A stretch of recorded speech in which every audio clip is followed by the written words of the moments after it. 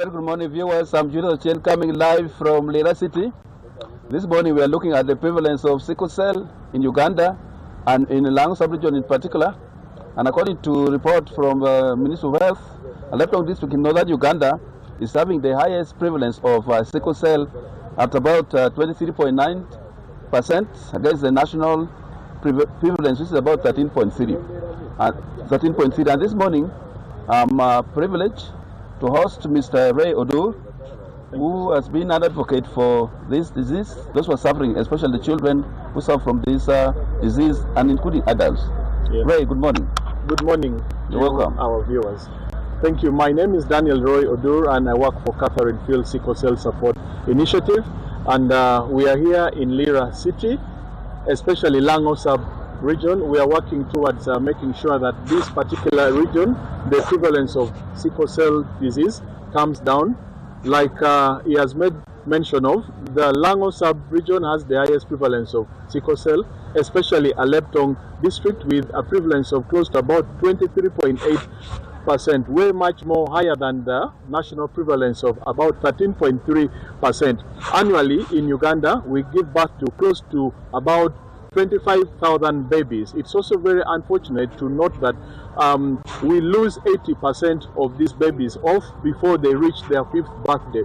However, due to a number of different concerted efforts from the Ministry of Health, development partners, and other pharma companies, there is a drug called hydroxyurea, which is a disease-modifying agent that these sickle cell warriors are given to make sure that they have an improved quality of life. But besides that, there is also a lot of awareness and sensitization going on within the communities, within the different stakeholders across Lango, across the entire country. When we talk of stakeholders, we are intentionally involving religious leaders, cultural leaders. We are going to schools, we are going to markets to make sure that the last person down there knows their sickle cell status before they get married. There's also another huge contributing factor as to why this particular region probably has the highest prevalence of sickle cell.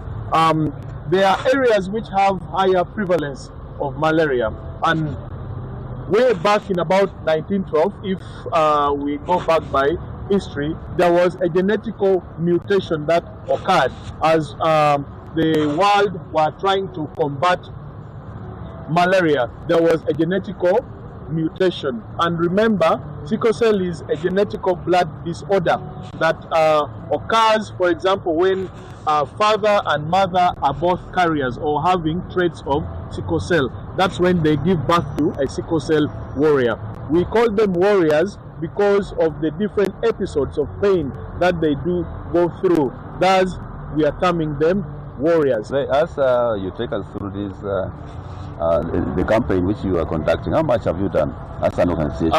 In Lango sub-region, over the last 2-3 years, we have so far managed to buy a point-of-care testing machine, an HB electrophoresis machine. We have donated one to Aleppo Health Center 4, one has gone to Lira Regional Referral Hospital, one has gone to Aduku, to Apach, and one to Amolatar. And this year, we are hoping that with proceeds from the forthcoming Uhuru Sickle Cell Run, we shall be possibly, if we get funds, we shall buy 2 more machines, one for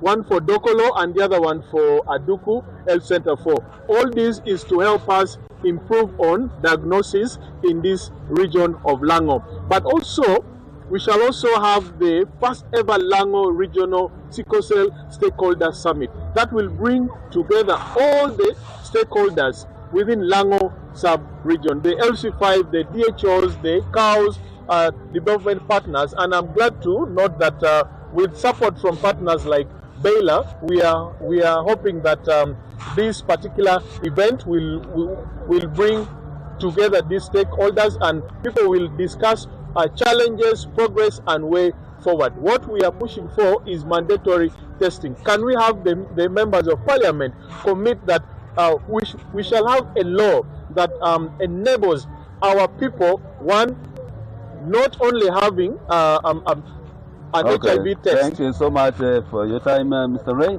Back to Newton, who's in the studio, Julius Chen, NTV here in